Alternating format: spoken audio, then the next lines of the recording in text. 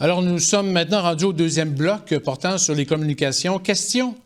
Portneuf-Jacques-Cartier est maintenant équipé d'une nouvelle fréquence radio 88.7 qui couvre les territoires entre Québec et Trois-Rivières, ainsi que Portneuf et Lotbinière, en plus des télévisions régionales CJSR et CCAP dans la Jacques-Cartier, les journaux et leur version web, la coopérative du courrier de Portneuf, le Martinet, infoportneuf.com, les productions web comme clicportneuf.tv et tous les imprimés, que ce soit numérique ou non, dans chacune des municipalités.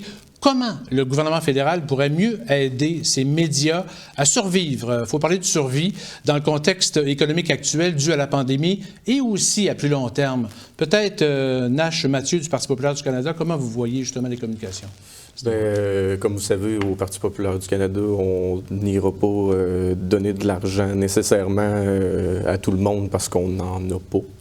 Le Canada est tellement endetté qu'on ne peut pas se permettre nécessairement d'aller dans des choses qui ne sont pas essentielles, mais c'est sûr que la communication, c'est quand même essentiel. Fait qu'il faut quand même aider à ça, là, mais il y a des limites aussi. Okay. Des limites que certains ne respectent pas toujours. Oui. Monsieur Hébert. On a une chance dans la circonscription, comme tu l'as mentionné, d'être très bien desservi au niveau des communications. On entend souvent le fédéral nous parler des GAFA, puis on doit agir, et ainsi de suite. Mais quand c'est le temps de faire des consultations, quand c'est le temps de faire une promotion d'un plan qu'ils ont, ils donnent les sous à Facebook en publicité au lieu de les renvoyer directement à nos médias locaux. Hein. Ça, c'est le travail d'un député, hein, de dire, attendez un peu, j'en ai des médias locaux ici, hein, ils sont autonomes, ils ne vivent pas de subventions, ils s'autofinancent, hein, puis c'est notre responsabilité, quand c'est le temps de diffuser l'information, hein, bien, ces sous-là qui servent à faire connaître aux citoyens les services, hein, bien, les sous, c'est normal qu'ils repassent par tous nos médias hein, locaux, ce qui n'est pas fait présentement, et même s'ils disent qu'on va les taxer, on va les imposer, les gens qui restent à l'extérieur, c'est quand même à eux autres qui donnent les sous. Et à toutes les fois que le fédéral fait de la publicité sur Facebook, hein, ben, le profit de ça, il ne paye pas d'impôts, hein, puis les taxes ne sont pas chargées non plus. Hein, tandis que si c'est donné à ces JSR, c'est donné au Courrier de Portneuf, au Martinet, ils vont payer TPS, TVQ, hein, puis ils vont travailler à faire connaître l'information qu'on a ici, hein, à faire de la publicité pour faire connaître nos entrepreneurs locaux. Hein. C'est la technique, c'est pas des trucs, hein, comment dire, qui sont comme très gros, puis tu peux arriver avec des bons mots. Le travail du député, c'est des actions concrètes comme ça sur le terrain. Et c'est sûr que la relance économique passera par la communication. La communication, c'est très, très important et je pense qu'il est important, il est plus que jamais nécessaire aujourd'hui que nos entreprises, nos agriculteurs se dotent aussi d'une Internet à haute vitesse. Et cela, en 2015, on a négocié avec les grandes entreprises qui ont acheté surtout les larges bandes aussi pour pouvoir déployer ces réseaux à travers les communautés rurales. Et cela, si le gouvernement libéral est réélu, nous allons s'assurer que ces déploiements-là se fassent à temps et que les communautés rurales puissent être connectées. Et puis, pour revenir au propos de mon collègue de Bloc, c'est sûr que là, on est un peu dans la caricature. Là. Les problèmes des GAFA, c'est bien plus complexe que de le résumer surtout au TPS, TVQ. Là. Il faut prendre le cas par cas et puis les analyser. Ce n'est pas nous simplement qui font des publicités sur Facebook. Tout le monde utilise Facebook. Facebook, présentement, c'est un outil de communication efficace, mais il faut voir comment est-ce qu'on peut aller vraiment négocier avec ces institutions, avec ces compagnies-là pour pouvoir dire, ben, vous travaillez chez nous, vous gagnez de l'argent chez nous, donc il faut nous donner notre juste part aussi. Il faut donner le juste part, surtout non seulement à la population qui les utilise, nous en tant que consommateurs et en tant que gouvernement. Donc, c'est ce qu'on va faire. Si on va s'assurer que les GAFA payent leur juste part aussi également. Monsieur Godin. En fait, moi, je ne partage pas l'opinion de mon collègue, M. Mathieu, qui dit que ce n'est pas un service essentiel. La communication, c'est un service essentiel, et surtout en région. Moi, j'ai eu le privilège de travailler dans une station privée à Québec. Et il y a eu une centralisation, une mondialisation des médias et les régions se perdent. Il n'y a pas d'identité dans le média provincial ou national et on oublie nos régions. Alors, vous êtes important. Et ce soir, si on peut s'exprimer à la population de Portneuf-Jacques-Cartier, c'est grâce à des initiatives comme CJSR. Et la problématique de CJSR dans mon livre à moi, c'est que vous n'avez pas accès à une vente de publicité pure et nette. Les stations de radio et les imprimés peuvent vendre directement de la publicité commerciale. Vous ne pouvez pas. Alors, je pense qu'on se doit de corriger cette aberration-là et de vous permettre de survivre, parce qu'il n'y a pas de profit ici, là. C'est c'est réinvesti. Et pour ce qui est des hebdos et des stations de radio, c'est des véhicules. Et on le constate en campagne électorale, l'importance du média local. Vous êtes les seuls à parler des 7 candidats.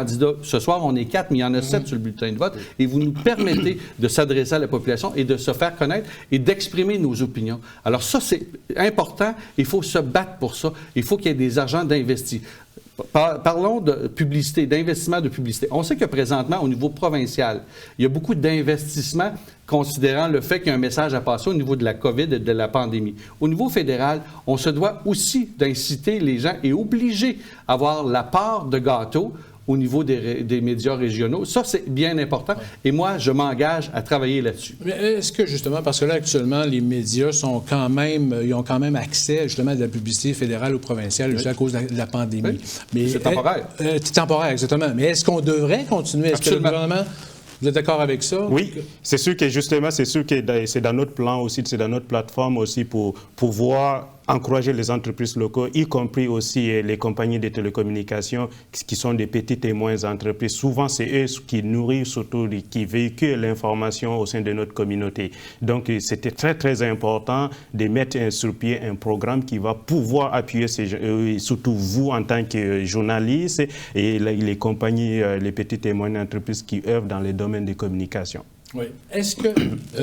oui. Je tenais à dire que je ne voulais pas dire exactement que les médias n'étaient pas essentiels, mais qu'il n'y aurait pas de dépenses non essentielles. OK.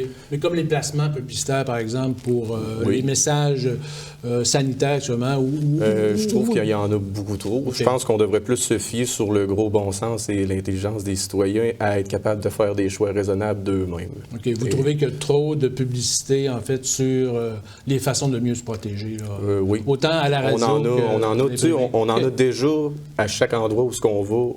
Je pense que c'est assez qu'on n'est pas obligé de nous le rappeler à la radio et à la télé tout le temps. Sauf que c'est des revenus quand même pour le média. Oui, mais il y en a. Oui, mais c'est le gouvernement qui place.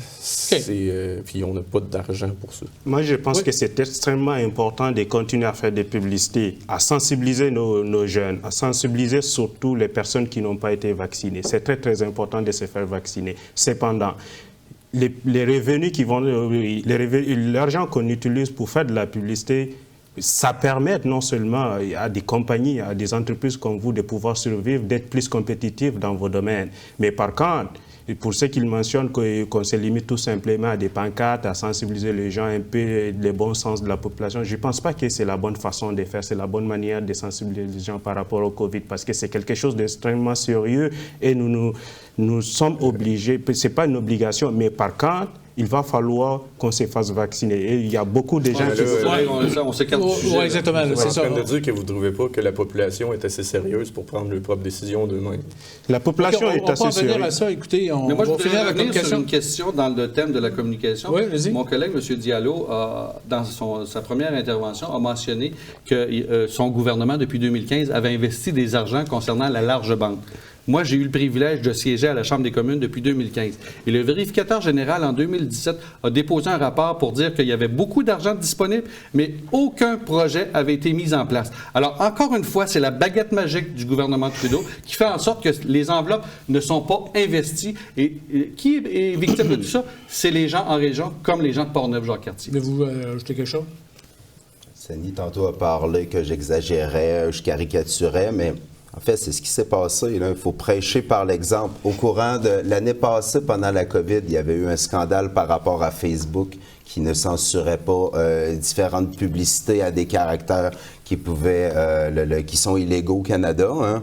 Et pendant cette période-là, des députés, et tu le fais, là, je t'en félicite, les députés du Bloc l'ont tous fait, quand c'était de parler d'un programme qui était disponible pour les citoyens, ils ont utilisé leurs fonds, puis c'est allé dans des publicités locales, dans nos médias locaux, hein, tandis que le gouvernement fédéral, c'est avec la tête du premier ministre, comme si on vivait en dictature, et par coût de millions de dollars qui ont continué, autant sur Facebook, sur Twitter, par Google, faire ce genre de publicité-là. Il faut prêcher par l'exemple, hein. Est-ce que Internet devrait coûter beaucoup moins cher pour les citoyens, justement, du comté ou d'ailleurs? Est-ce que ça devrait être un service public éventuellement, selon vous? Justement, l'Internet, présentement, avec notre large bande, lorsque ça va commencer à se déployer, présentement, on vient de négocier des contrats avec Cube, Québécois, excusez-moi, et les déploiements vont se commencer d'ici 2 ans. C'est pas parce que ce n'est pas commencé, ça a commencé dans d'autres communautés rurales. Je sais qu'on n'a pas encore, on n'a pas implanté, on n'a pas installé toutes ces larges bandes-là pour pouvoir surtout approvisionner nos communautés rurales. Je sais qu'il y a des projets à finaliser, on va les finaliser et c'est un projet qui a été fait et puis ça s'en vient, c'est sûr que ça va s'en venir. On était en situation de minorité dans le gouvernement, au Parlement. Ils torpillent nos projets, ils torpillent, justement parce qu'ils ne veulent pas le faire. Monsieur Beausoleil, j'aimerais lancer un défi à mon collègue. Quel projet de loi a été bloqué, soit par le Bloc québécois, soit par le NPD et soit par le Parti conservateur du Canada, qui a empêché son gouvernement d'agir? Parce que c'est le gouvernement de M. Justin Trudeau qui a déclenché ces élections-là, parce qu'il plaidait que le gouvernement ne fonctionnait pas. J'invite M. Diallo à répondre à cette question-là. Le gouvernement ne fonctionnait pas. D'abord, pourquoi le Parlement était totalement dysfonctionnel. Les députés de l'opposition, ce soir, je n'aimerais pas aller contre les députés de l'opposition parce que c'est une discussion conviviale qu'on a aujourd'hui, mais le Parlement était totalement dysfonctionnel. Justement, les Canadiens se sont sacrifiés. Les Canadiens se sont sacrifiés pendant la pandémie. Ils se sont retroussés les mains. J'aimerais juste savoir pourquoi il était dysfonctionnel. Et voilà. Très bonne question, M. Mathieu. Attendez, pourquoi ils étaient dysfonctionnels? Parce que nous, on était en situation de minorité et puis nos projets qu'on a votés, on ne pouvait pas aller de l'avant pour servir surtout nos communautés rurales.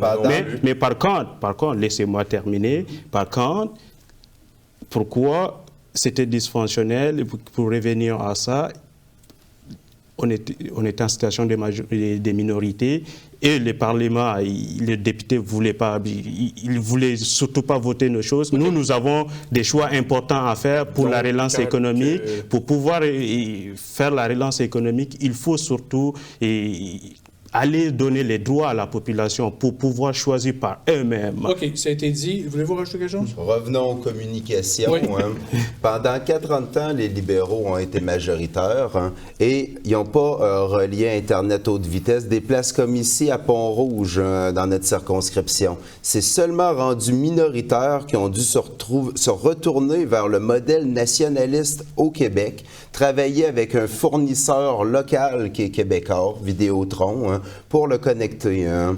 Et c'est la même affaire. Puis là, on ne va pas juste tirer la roche au Parti libéral.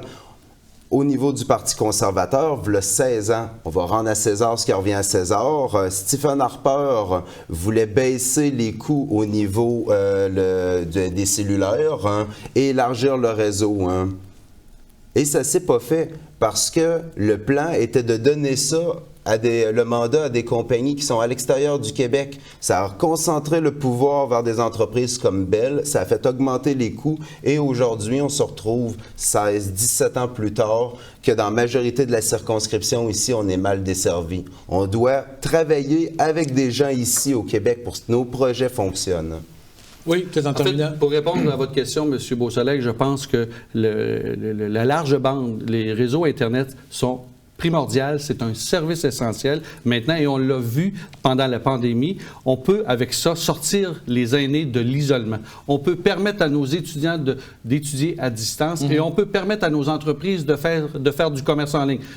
Pas trop, parce qu'il faut maintenir nos centres-villes très, très, très attrayants au niveau du commerce au détail, mais c'est tous des éléments. Alors, dans notre programme, dans le plan que notre chef Brand depuis plusieurs jours. Oui, on a un plan. Et dans le plan, il est inscrit noir sur blanc que la large bande doit être mise en place pour couvrir l'ensemble du Canada, qui est un grand territoire, d'ici 2025. Oui. Alors, ça complète ce bloc sur les communications. Après la pause, on parle de mobilité et de transport dans Portneuf-Jacques-Cartier.